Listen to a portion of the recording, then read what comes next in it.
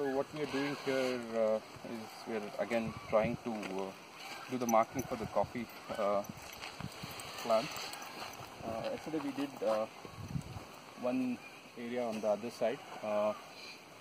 That's typically what we did was we only marked one straight line, 8 feet in between, and then we started drawing line after line.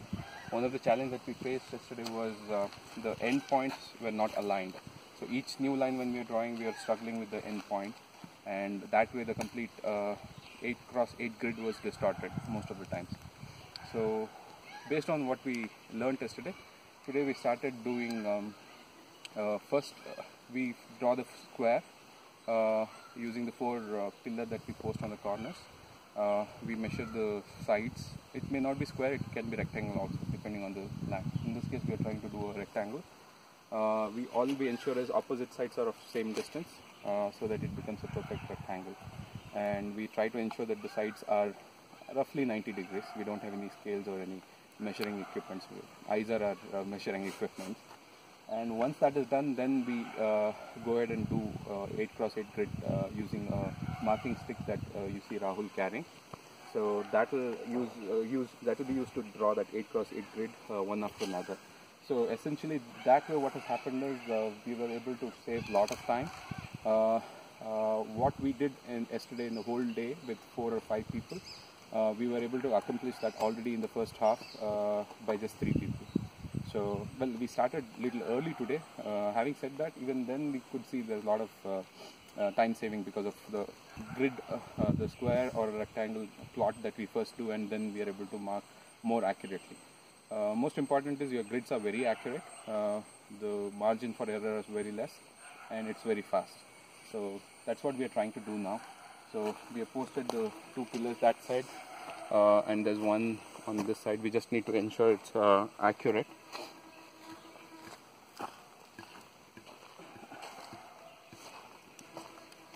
So what's the distance between these two? 50, 48. So this is 48 feet. So essentially we'll have 48 on this side as well. So we need to measure. Rahul, can we measure this first? We'll tie the rope later. Rectangle. The size was 72, right? 72, yeah. 72. 72. So that's our 72 by 48 is our rectangle size. So we're going to measure this side and ensure the measurements are right on this side also.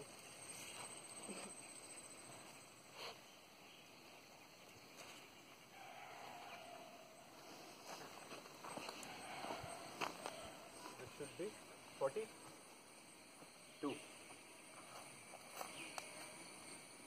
Slight correction here. So as you can see, now we have a 4 pillar posted for our corners. The next step is to tie a rope for between these corners so that we have a grid which will be used as a reference for the outer markings of the outer markings.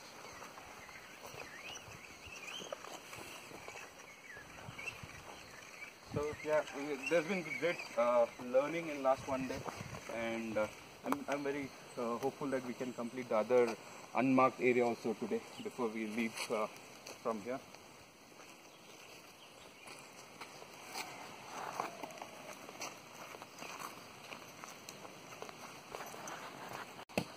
So as you can see, we are now ready to connect these 4 corners using the rope.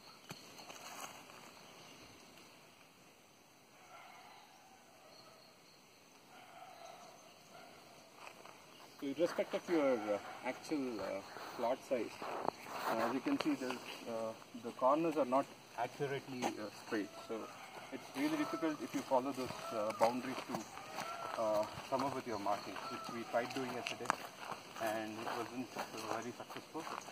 So after the square is marked, then it becomes a lot easier to actually identify if there is room for planting more markers on the spaces that are left out.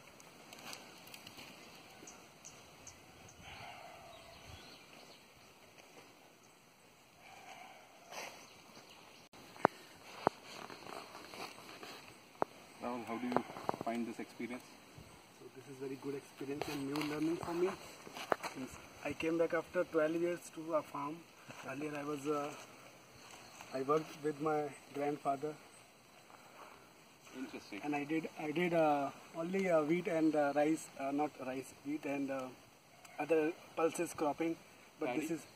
this is very difficult and new actually, because in North India we are not doing coffee and all those things. It's a new learning for me.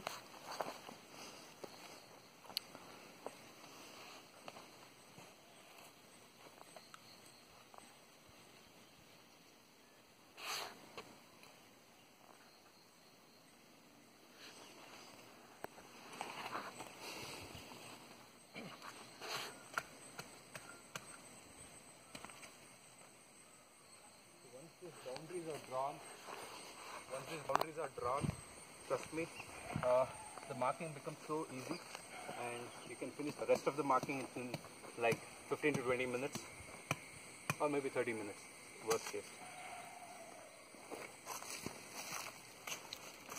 And you don't have the confusion each time when you are doing a marking. Are you aligned with the other grids? Is it accurate? And especially the corner, the first and last markings in a row is what creates a lot of problem based on what we saw yesterday. And this thing completely solves that issue. So you don't have that problem of identifying where to start your line and where to end it. So this line, this rope will guide you to actually do your marking easily. Probably when we start marking the other areas, you will see that it becomes a lot easier with what we are trying to do here.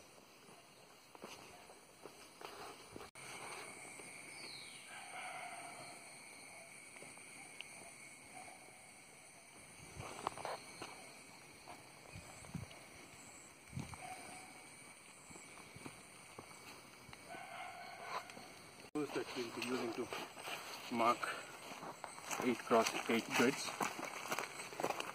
which will be used as a reference for the people who will be planting the coffee later this week.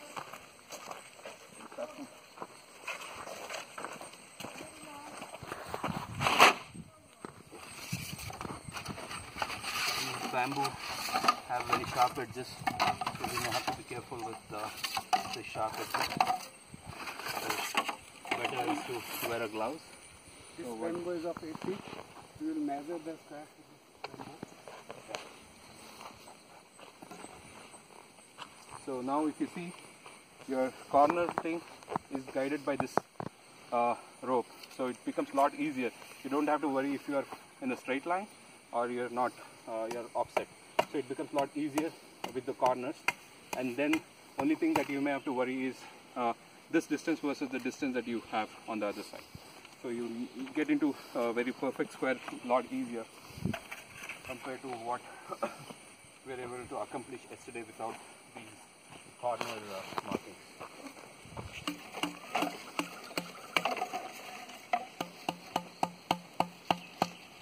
So since it's raining, just we want to ensure we dig little deep so that it doesn't fall off overnight when it rains heavily here.